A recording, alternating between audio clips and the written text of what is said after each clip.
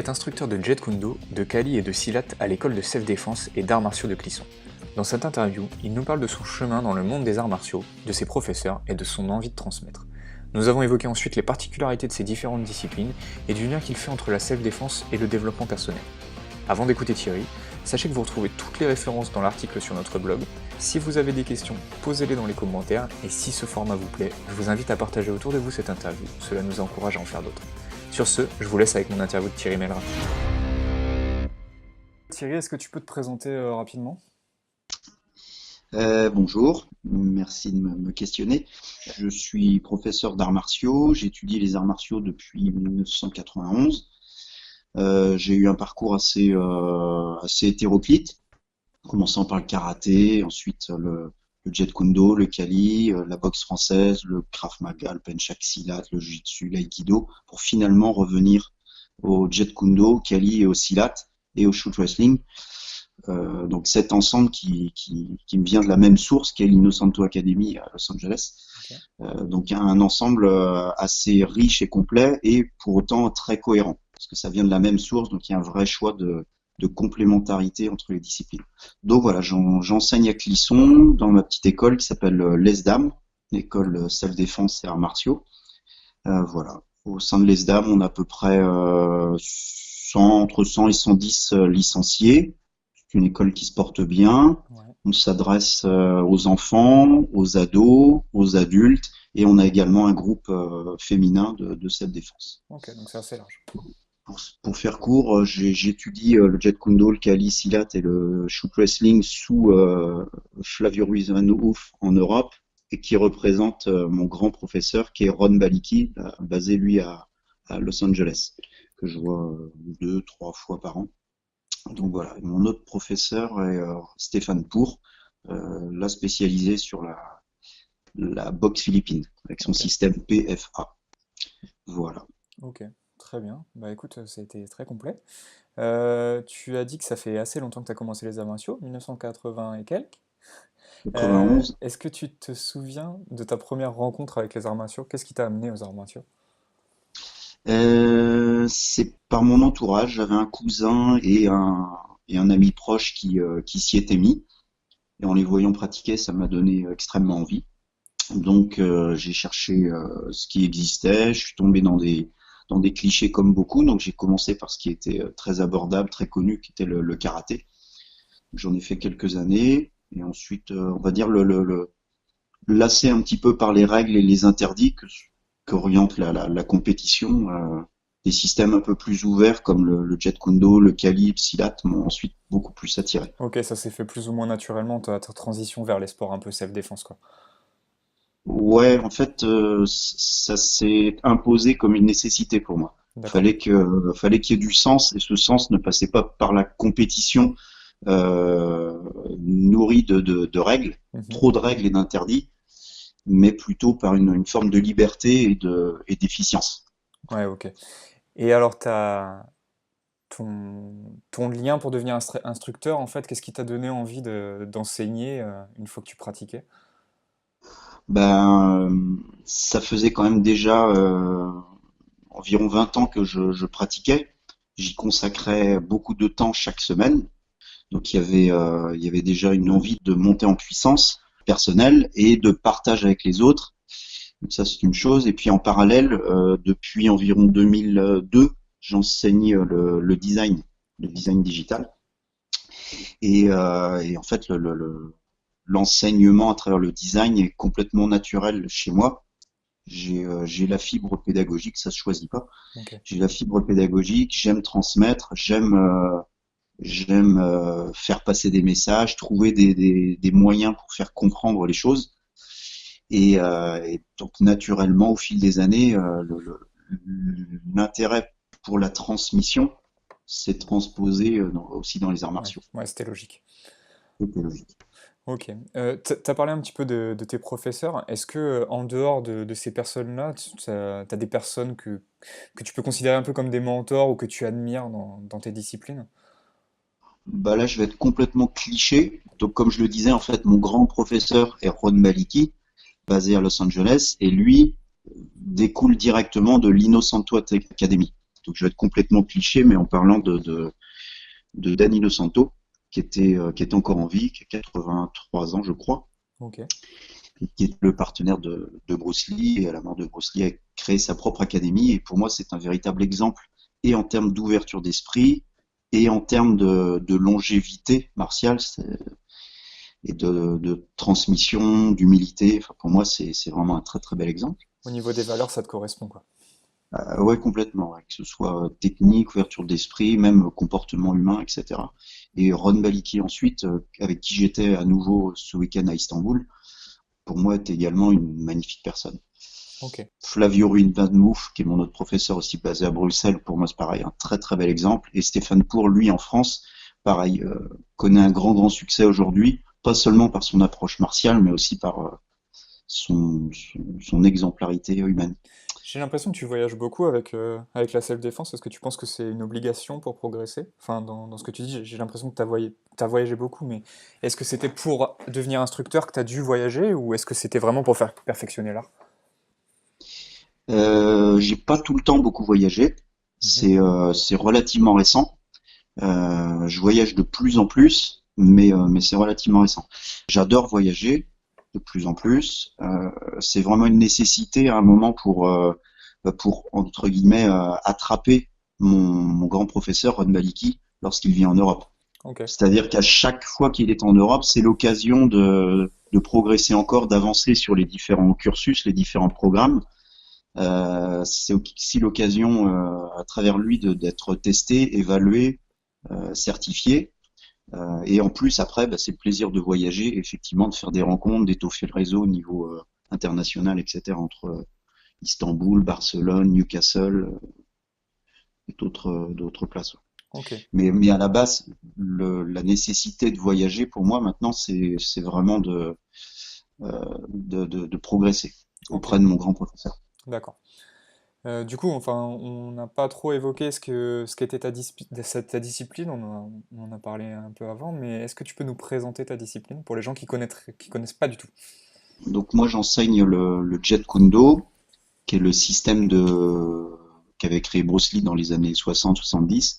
Jet Kundo, qui était un mix au départ de partie du Wing Chun Kung Fu, que connaît très bien Johan, et ensuite que Bruce Lee avait enrichi, ouvert à différents types de boxe, pour différentes distances, boxe française, boxe thaïlandaise, tout ce qui est amené au sol, etc.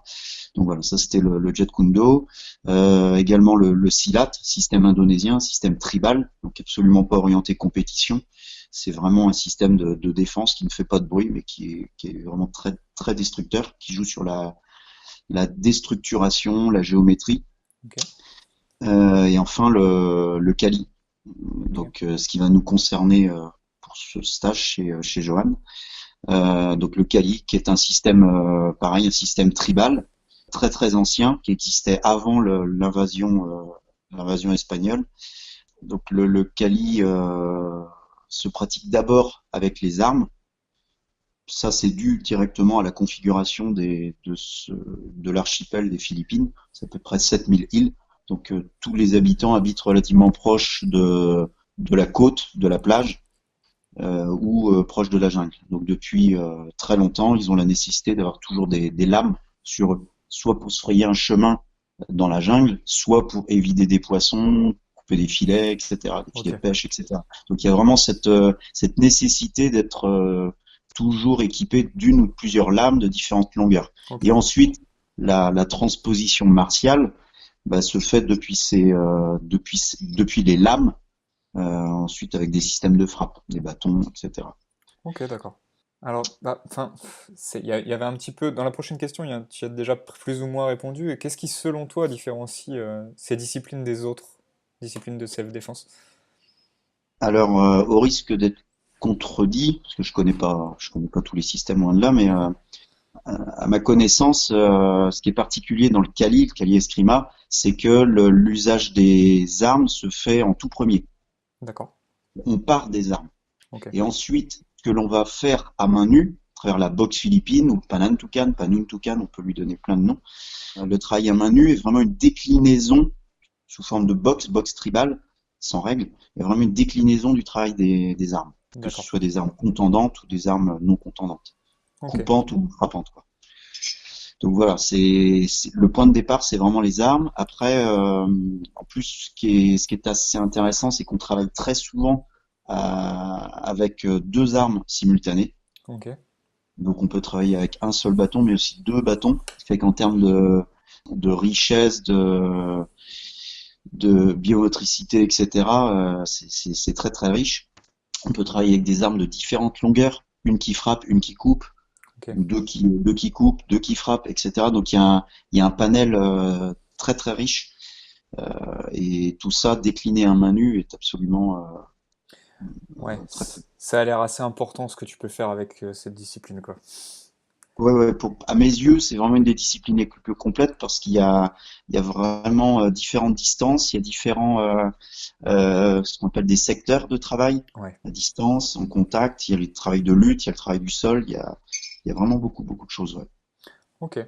Je vais pas te demander de nous parler de ton club parce que tu nous l'as présenté tout à l'heure. Par contre, j'aimerais bien que tu me parles des valeurs que tu essayes de développer au sein de ton club avec tes élèves. En toute humilité, hein. Ouais, bien sûr. Bah déjà, j'essaie de faire en sorte qu'ils prennent du plaisir. Pour moi, la première chose, c'est qu'ils s'amusent, qu'ils prennent du plaisir et qu'ils aient envie de revenir. Mhm. Parce que c'est un loisir. Je prépare pas des champions du monde. Donc c'est du loisir. Ils ont tous leur journée de travail dans les bottes Ouais, avant de venir. Donc prendre du plaisir. Ensuite, qu'ils aient vraiment la sensation de progresser. Et pour ça, m'appuyer sur des cursus solides et lisibles. Donc il y a un vrai programme. C'est pour ça que pour moi, le système Mars de Ron Baliki est absolument parfait pour moi. Et le système de Stéphane Pour. Après, qu'il y ait différentes matières, ça permet à différents profils de s'amuser, qu'il y ait différentes approches. Donc c'est tout sauf lassant. Donc ça participe aussi au plaisir. bien sûr. Après, il y a certaines approches plus self-défense. Donc c'est un petit peu les rassurer, être sur des choses assez pragmatiques, assez concrètes. Et je ne veux absolument pas en faire des brutes épaisses. Je ne veux D'accord. pas les faire passer d'agresser à agresseur. Donc c'est toujours garder en conscience que il y a un cadre qu'on appelle la loi dans nos pays occidentaux, que se défendre c'est bien, mais dans une certaine limite. Faut pas trop sortir du cadre parce que ça peut Oui. occasionner quand même des gros gros problèmes. Bah, puis c'est pas le Donc but. C'est pas le but de ces disciplines-là. non, non, non. Donc avoir une approche, pourquoi pas, oui, self-défense, bien que ce mot me laisse un peu dubitatif, Mhm. parce qu'il y a tellement de situations que c'est difficile de toutes les préparer. Bien sûr. Mais en tout cas, voilà, les rassurer, partir sur des choses assez pragmatiques. Ouais. Voilà. Et puis après, il y a, en termes de valeurs, c'est évidemment des choses beaucoup plus classiques et pourtant, je trouve assez vraies. C'est le respect de l'autre, la transmission, le fait que les anciens, les plus avancés, s'occupent des plus récents, des plus nouveaux. Donc il y a aussi une idée de transmission, de partage, Ouais. etc. D'humilité. C'est complètement cliché ce que je dis, mais Non, mais c'est important, je pense, ouais, effectivement. c'est absolument vrai, quoi. Mhm. Alors ça c'est un peu ma grosse question et ce qu'on cherche un petit peu à développer nous de notre côté, c'est le lien selon toi qui existe entre ce qu'on appelle la self-défense ou du moins les arts martiaux qui sont compris dans la self-défense et le développement personnel. Indirectement, j'ai commencé à y répondre Mhm. à travers ta question précédente, c'est que pour moi le développement personnel passe par une forme d'équilibre global. Mhm. Pratiquant la self-défense ou des arts martiaux, peu importe le nom, je pense qu'on déjà on évacue, on est moins dans la hargne, on est moins dans la probablement moins dans la haine, moins frustré, etc. En termes d'énergie, on dégage pas la même chose et je pense que ça se lie. Donc le rapport aux autres est aussi influencé. Je pense qu'on est plus cool, plus zen. Je pense qu'on est aussi plus cool, plus zen parce qu'on gagne en confiance. On passe de la défiance peut-être à la confiance. Ouais. Et puis après, il y a une forme d'équilibre global. Donc, je parlais de confiance, etc. C'est plus au niveau mental, mais il y a aussi niveau physique où on va se sentir mieux dans sa peau, mieux dans son corps. Ouais, il y a l'aspect sportif, quoi. Il y a l'aspect sportif, où là vraiment on va parler de défouloir pendant les séances, Mhm. mais c'est même apprendre à prendre conscience de soi. de prendre soin de soi. La gym, pourquoi pas une gym du matin, comme on se brosse les dents, prendre soin de son corps, etc. Comme poser des limites vis-à-vis des autres. En fait, c'est mieux prendre soin de soi, être plus égoïste, mais dans le bon sens du terme. C'est pas être contre les autres, mais c'est être plus pour soi. Ok. Prendre soin de soi.